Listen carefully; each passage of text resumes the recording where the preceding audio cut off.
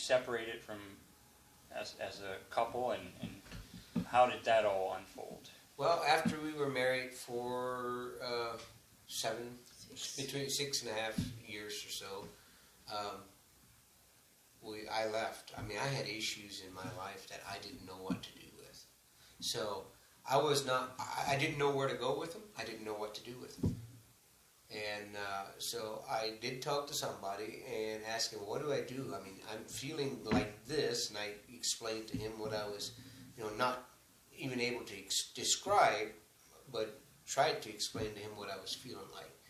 And I was just told that just behave yourself and keep yourself within the rules of the church, and you'll be all right. And that did not take away my problems. That's quite interesting that you say that, because it's almost like you go to the Old Testament law and just trying harder doesn't take away sin. It just doesn't solve the problem. And that is so. So after about 6 or 7 years of marriage, so how did this take place? You just left, and did you actually get a divorce, or? Yeah. I was one out of the pain. Mm-hmm. So I looked for a way out of I told myself that I'm going to get out of this pain somehow, and at that point that opens the door to the enemy. The enemy Absolutely. Cannot open the door. When you open the door, he steps in. So after at that point, the opportunity came. I committed adultery, and I didn't want to just live a double life, mm-hmm. and so I ended up leaving, and I left for 10 years. For 10 years. Yeah, I divorced her.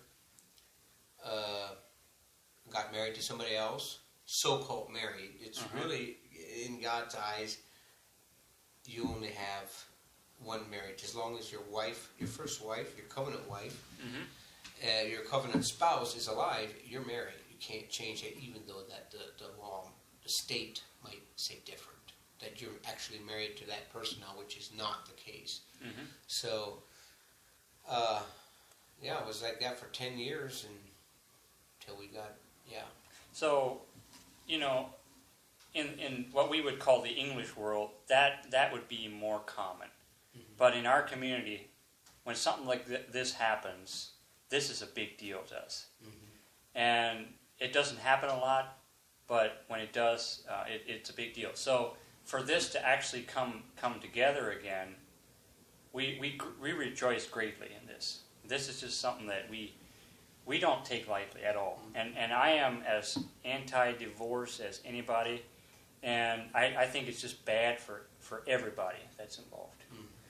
But it does happen, and it all unfolded to a good ending. But so what started bringing you back together? How did that unfold? Well, the thing is I always would want peace in my heart. I pretended to have peace. I was a churchgoer, even though I was divorced and remarried, what have you. I was a churchgoer, so-called Christian, okay. And but when the sun went down, or when I was by myself, or when all the lights went out, there was no peace. Peace was not to be had. I mean, I read a lot of books on, is it okay? Am I all right? And nobody came to a biblical conclusion that I was okay. Mm-hmm. It was not going to happen. So, therefore, I was seeking after, I kept on looking, and it brought me to the truth of, oh wait, she's my wife, and there is no way I can get out of that. So what happens, the way I found it was this, that, there's wife, and there's husband, and there's God. And she was being faithful to the covenant, because mm-hmm. we have a marriage. Our marriage is not just a promise to each other, a contract, it's a covenant. Mm-hmm. So she was being faithful to the covenant, but I was not. And so what I needed to do, not go make peace with her. I needed to go make peace with God first. Okay. And then when I make peace with God, we just automatically, she already had peace with God, so we automatically, it was reconciled. Things worked out. Yeah.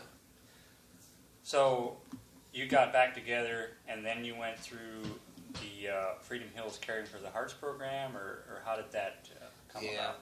When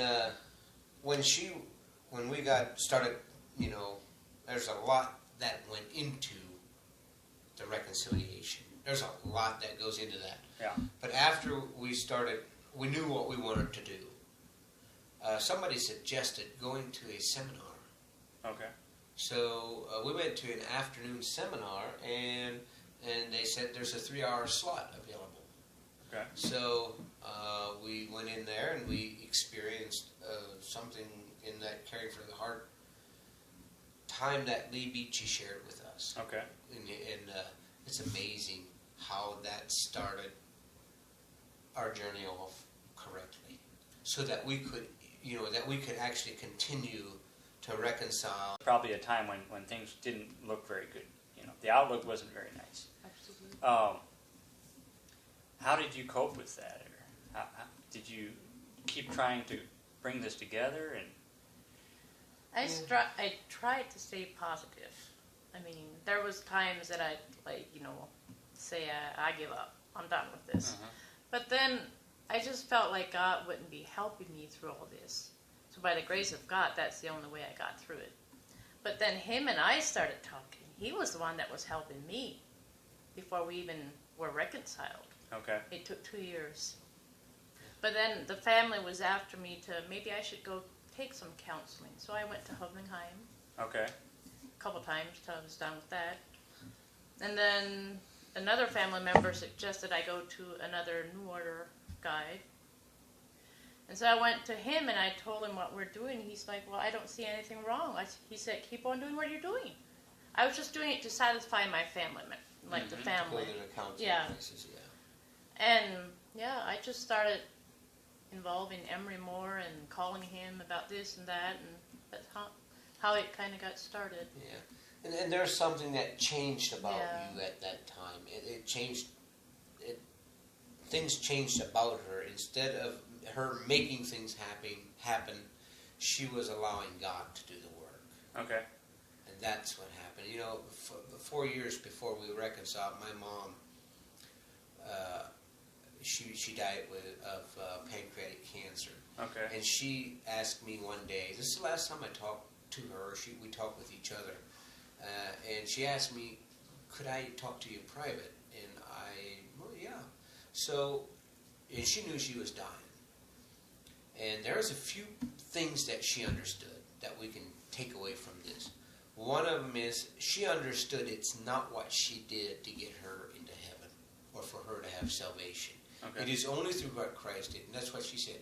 She said, my clothes are up in the closet. Excuse me.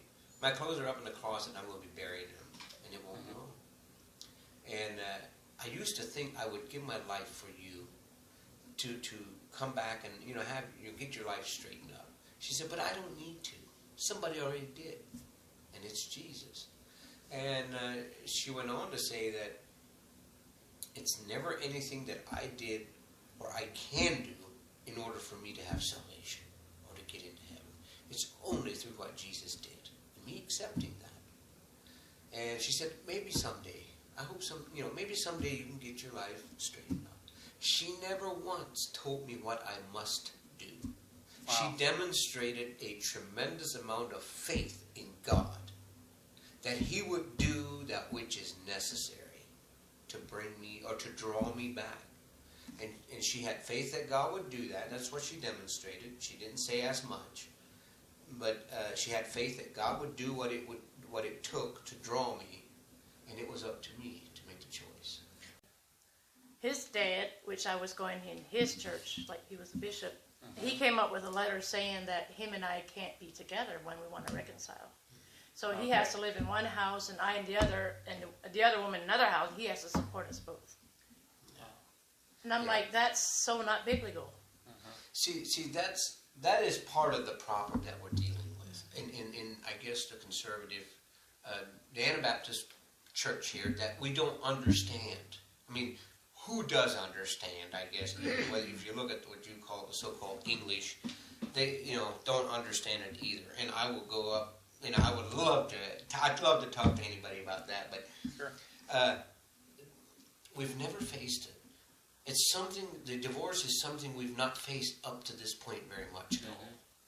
So it was new, and that's why my dad was, what do we do with this? And he wrote the oldest bishops in Wayne and Holmes County.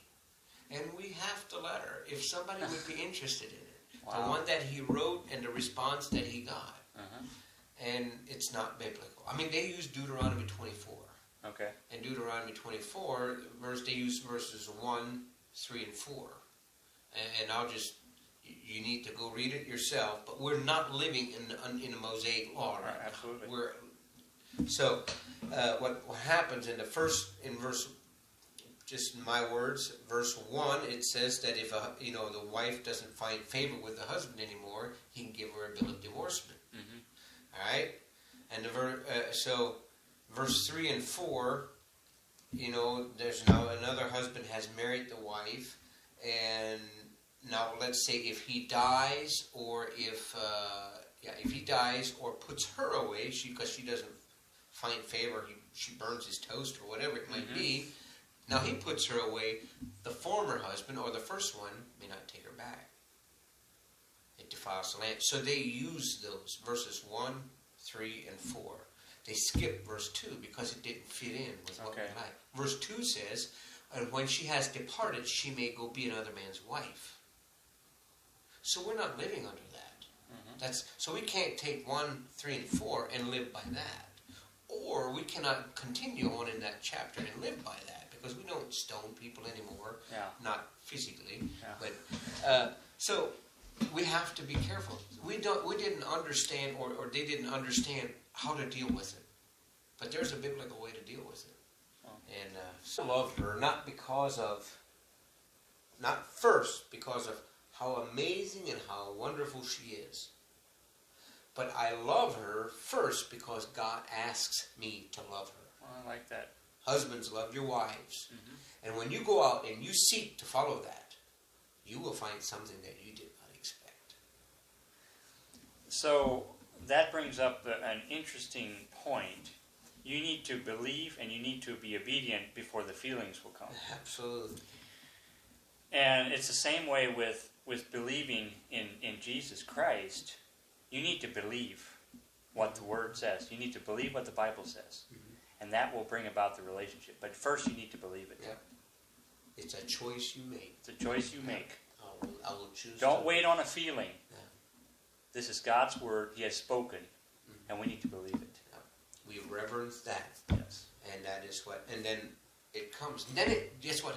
You know what happens to the Word then? It becomes alive. And the relationship deepens. Mm-hmm. Oh, it's so great.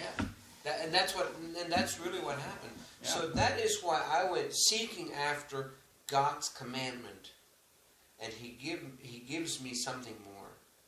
I mean, I ask Him for what I could think, and He gives me more than what I could have ever thought. Wow. Yeah. So it's just amazing. So what's your future look like? I know you have some plans for ministry and other in Wyoming or wherever. Yeah. What's Yeah, we're planning on moving in September of this year to Wyoming, and God has laid on our heart to start a ministry, and it might be a few years. I mean, we don't know how soon it will be. Yeah. I mean, monetary things can be a challenge, money-wise, and we need to make, to earn a living, or to make sure that the bills are paid, and it will take a facility that, what we're looking to do, it'll take, quite a bit of things to happen, or money so that things can happen. But our goal is then the ministry, what we envision for a ministry is for couples that are separated and want to get back together and just don't know how to make it happen. We want to bring the husband and the wife and bring them to the ministry. And they'd have like their own home. Okay. But they would get their counseling. Like when they both come, you get counseling. You there will be a week or a couple weeks of counseling, and then we'll start. I don't know how it all comes together because things can change, but then we'll start helping them to learn how to be a husband and wife and how to take care of each other.